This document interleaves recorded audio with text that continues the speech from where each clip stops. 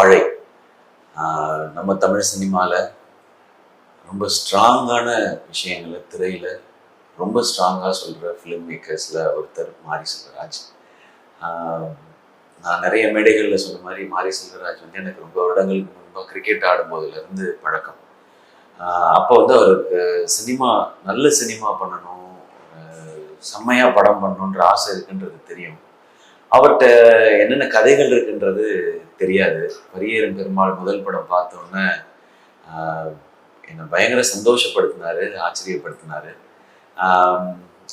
அவர் நமக்கு தெரிஞ்ச ஒரு நண்பர் வந்து இப்படி ஒரு படம் எடுத்திருக்காருன்னு நினைக்கும் போது எனக்கு அன்னைக்கு ரொம்ப சந்தோஷமா இருந்துச்சு.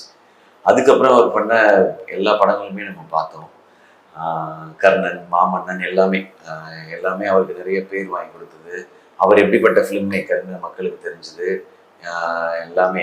அதுக்கப்புறம் எனக்கு அவரோட பேசுகிற மீட்டிங்ஸில் அவரை பற்றி நிறையா தெரிஞ்சுக்கிட்டேன். ஆனால் வாழை அவர் வாழ்க்கையில் நடந்த விஷயத்த இதில் ஒரு சினிமாவாக பதிவு பண்ணியிருக்கிறார்.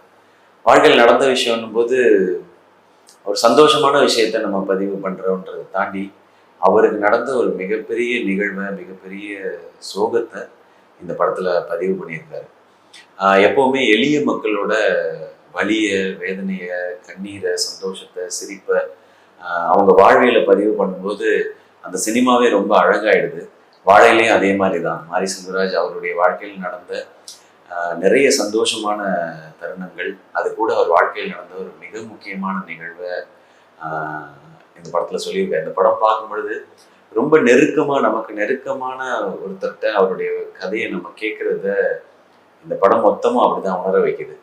இந்த படத்தோட விஷுவலாக இருக்கட்டும், மியூசிக்காக இருக்கட்டும், நடித்தவங்களாக இருக்கட்டும், எல்லாருமே வந்து நமக்கு ரொம்ப க்ளோஸாக வந்து இந்த கதையை நமக்கு வந்து உணர வைக்கிறாங்க.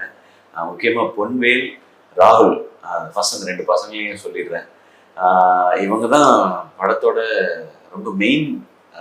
இவங்க இந்த 2 சின்ன பசங்க தான். இந்த 2 சின்ன பசங்களோட எல்லாருடைய வாழ்க்கையும் பொருத்தி பார்த்துக்கலாம். நான் என் வாழ்க்கையில் என் ஸ்கூல் டைம்லாம் நிறையா கடந்து வந்தேன் இதில். அதே மாதிரி படத்தில் கூட நடிச்சிருக்க நிக்லா விமல், கலையரசன், திவ்யா, அப்புறம் அம்மாவா நடிச்சிருக்கவங்க, இவங்க எல்லாருமே வந்து இது ஒரு உண்மை கதை.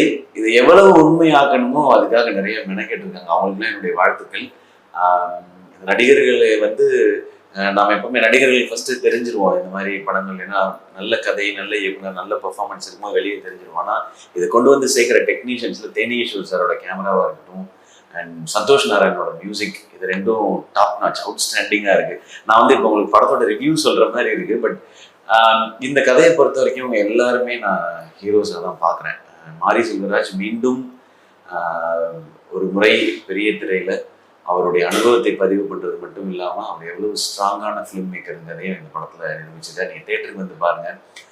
மாரி செல்வராஜ் வந்து கடந்த 2 படங்களாக நிறைய ஆக்ஷன் அதுக்குள்ளே போயிட்டாரு. இந்த முறை முழுக்க வாழ்வியலை மட்டுமே சார்ந்து ஒரு படம் சொல்லியிருக்காரு. ரொம்ப அழகாக இருக்குது. இன்னும் நிறைய படம் இந்த வாழ்வியல் சார்ந்து அவர் பண்ணணும்னு நான் கேட்டுக்கிறேன். எனக்கு தெரிஞ்சு எனக்கு இப்போ பரியேறும் பெருமாளுக்கு அப்புறம் எனக்கு ரொம்ப ஃபேவரட் ஃபிலிமாக வாழை மாறிடுச்சு. இந்த படத்தை தேட்டரில் வந்து பாருங்கள். அது ரொம்ப முக்கியம்.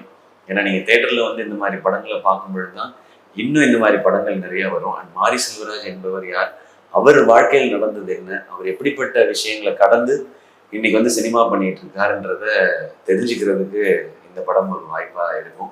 மீண்டும் ஒரு முறை படத்தில் நடித்தவங்களுக்கும் இந்த படத்தில் ஒர்க் பண்ண டெக்னீஷியன்ஸ் எல்லாருக்கும் என்னுடைய வாழ்த்துக்கள். இந்த படம் நிச்சயமாக நிறைய விருதுகளை வாங்கணுன்ற நம்பிக்கை இருக்குது. அதில் நடித்த பசங்களுக்கு அவங்களுக்கு கண்டிப்பாக விருது இருக்குன்றது மட்டும் எனக்கு ஷியராக சொல்ல முடியுது. அண்ட் எல்லாருக்கும் கங்க்ராச்சுலேஷன்ஸ் அண்ட் பெஸ்ட் விஷஸ். வாழை படம் தேட்டரில் வந்து பாருங்கள். உங்களுக்கு நிச்சயமாக மனதுக்கு நெருக்கமான படமாக இது இருக்கும். மாரி செல்வராஜ் உங்களை ஒவ்வொரு முறையும் உங்களுடைய படங்களை பார்க்கும் பொழுதும் எனக்கு அந்த சந்தோஷமும் அந்த பெருமையும் இருந்துகிட்டே இருக்குது. இன்னும் நிறைய திரைப்படங்கள் நீங்கள் எடுத்து எங்களை பெருமைப்படுத்திகிட்டே இருக்கணும். வாழ்த்துக்கள் பிரதர். நீங்கள் வந்து இதை தயாரிச்சிருக்கீங்க கூட.